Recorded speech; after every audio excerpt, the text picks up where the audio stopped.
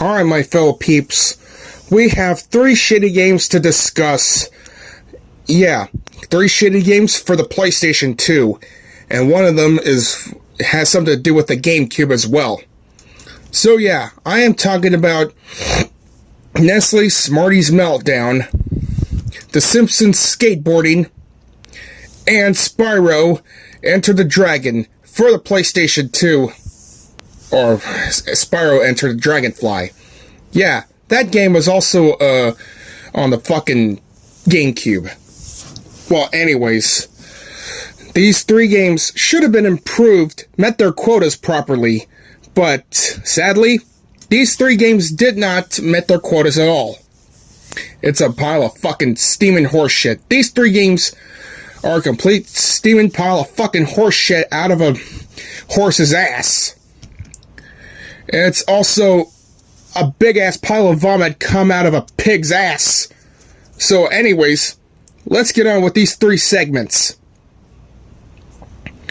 Okay, now I want to start with Nestle Smarties Meltdown.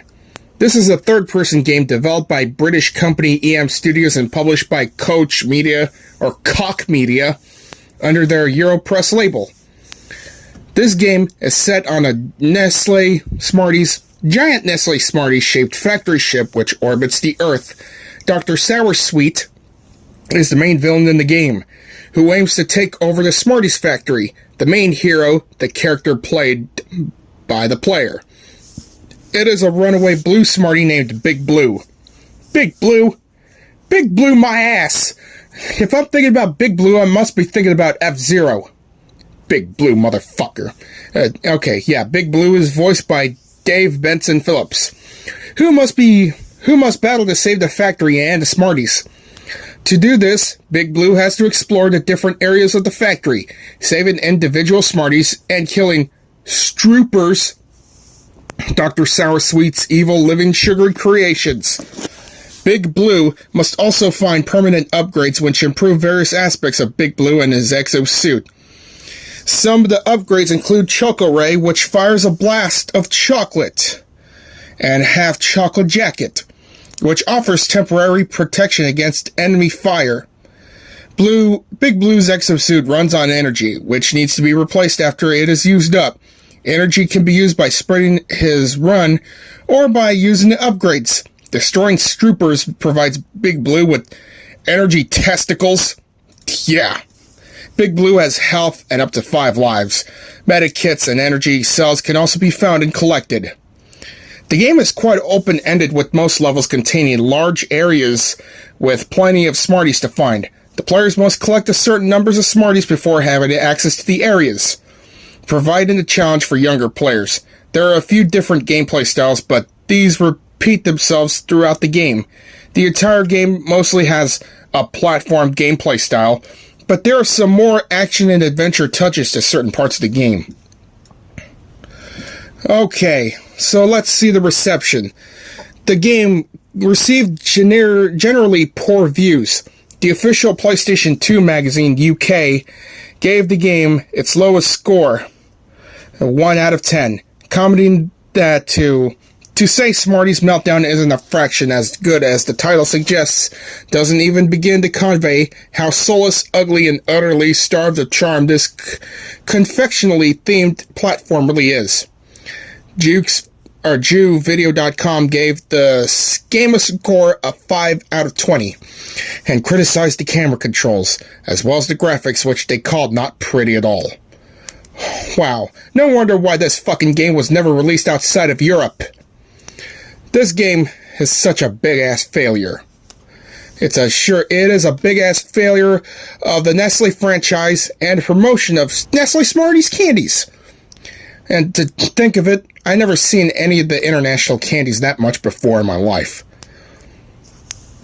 Now to move on with the Simpsons Skateboarding. Alright, the Simpsons Skateboarding is a sports video game based on the animated sitcom The Simpsons.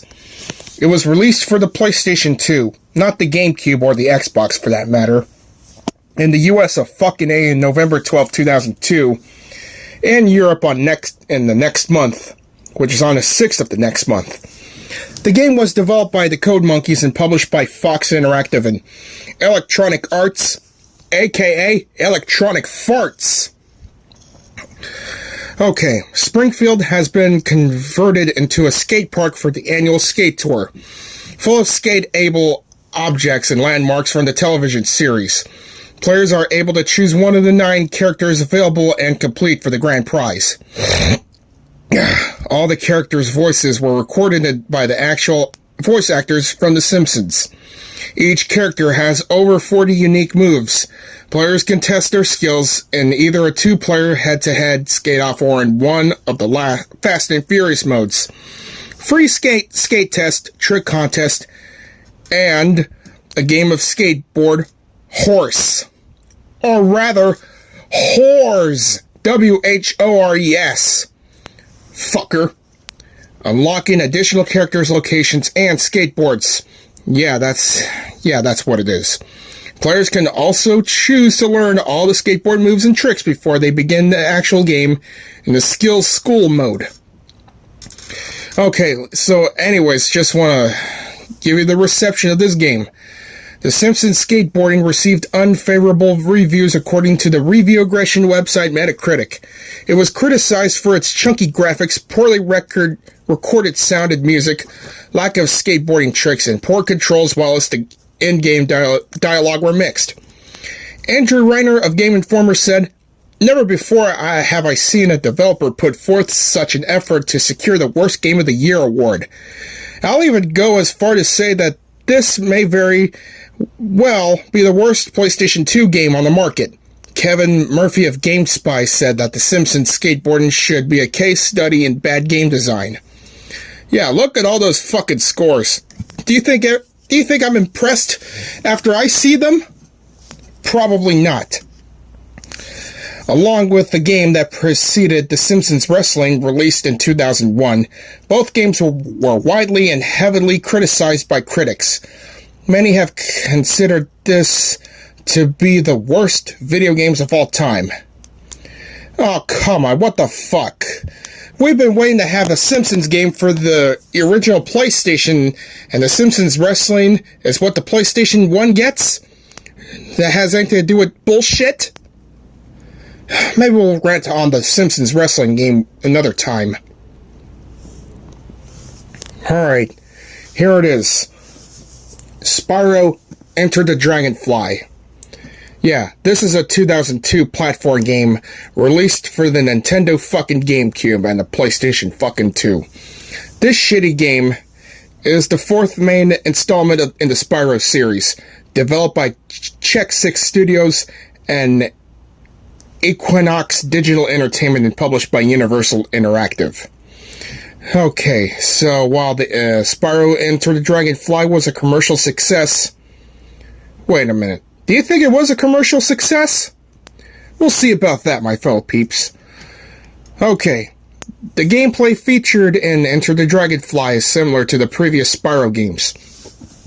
However, the game introduces multiple breath attacks such as Bubble Breath, Ice Breath, and Electric Breath.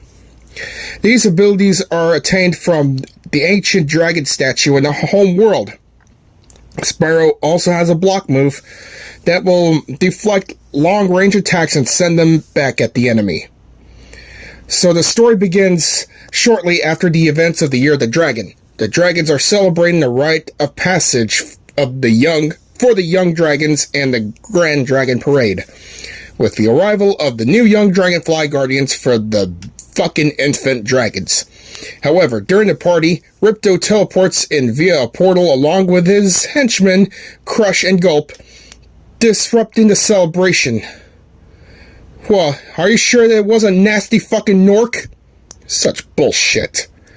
His intent is to capture the new young dragonflies to weaken the infant dragons, but his spell misfires, and the dragonflies become scattered throughout the dragon realms. Spyro is tasked with recovering the realm's new crop of dragonflies. Spyro eventually completes his mission and faces Ripto. Spyro wins the battle and Ripto runs for his life, swearing that he will be back. The game ends back at the party, with the celebration being continued. Oh, well, yeah. Well, it's not going to be that much of a good party once I say this. So, when Insomniac Games completed work in the Spyro trilogy for the PS1, they decided to leave the franchise and move on to the development of Ratchet and Clank. Okay, after the publishing agreement between Sony and Universal Interactive Studios ended in April 2000, Universal Interactive, who owns Spyro intellectual property, once considered to have as Interactive the following year, becoming a publishing label within the company. Havas then announced that they had plans to bring an original Spyro game to the PlayStation 2, Xbox, PC, and the fucking Game Boy. Why not the fucking GameCube? Okay, well, anyways, here's the reception. The GameCube version received mostly unfavorable reviews, and the PlayStation 2 version of this game received the mixed ones according to Metacritic. So look at those scores, peeps. It looks mediocre and not so flawless. Damn, even GamePro gave the PlayStation 2 version 4 stars out of 5. But that's the least of someone's concerns. Spyro has become an abused stepchild. Spyro Enter the Dragonfly for these two consoles was an absolute travesty. Well, it sure was a travesty, alright. A big-ass travesty that came out of a semen of a penguin's dick. Yeah, and according to Bell Hill Mayor, this game was rushed to death for Christmas 2002 release. Wow.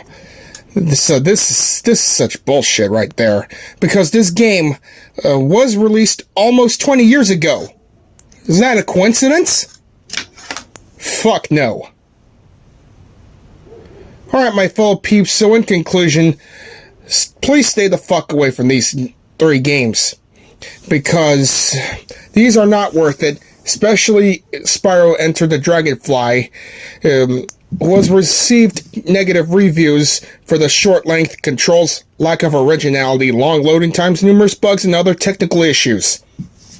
So yeah, stay the hell away from these 3 games. If you wanted to play a better platform game, just stick to Tetris Plus, and if you wanted to play a good Simpsons game, just play the Simpsons Hit and Run, Road Rage, or the Simpsons game. And for the Spyro franchise, yeah, play the original for the PlayStation 1 or the remastered on the modern consoles. That's all I gotta say for now.